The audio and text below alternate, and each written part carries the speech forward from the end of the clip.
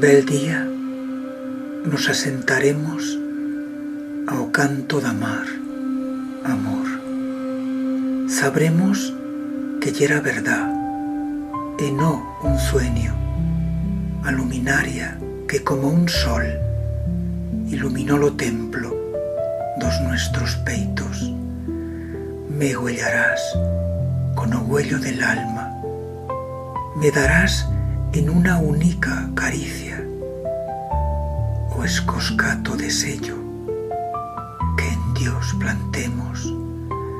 Cantarán os paxaros as cantas que soñemos en esperanzados cielos.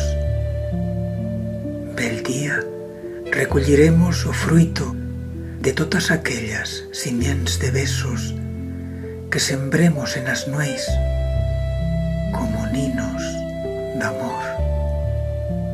Bel día vendrán as olas con recuerdos a darnos o suyo regalo, os nuestros aniellos.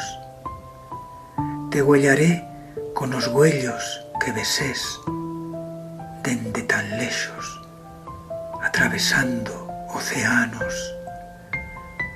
Bel día, o lusco se fará poesía en amar, con versos e visas de perfumes, con nosatros caminando entrelazados por a placha, as manos chuntas, con cuerpos que saturan e se abrazan, con miradas ofrendadas a la vida.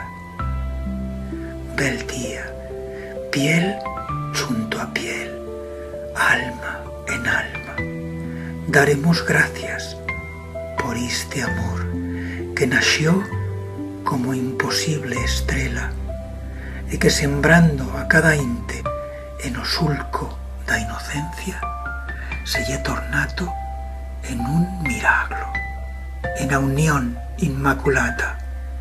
Taimo, e tú maimas, e o brilo dos huellos por nosatros fabla, vía amors tan grans que pasan a vivir en una tierra que no conoce a distancia, do con luz se forma e crella lo que con fe contempla l'alma. O corazón lleas ti, parola que reza, y una planta que en Dios nace, lle a flor do Dumbara.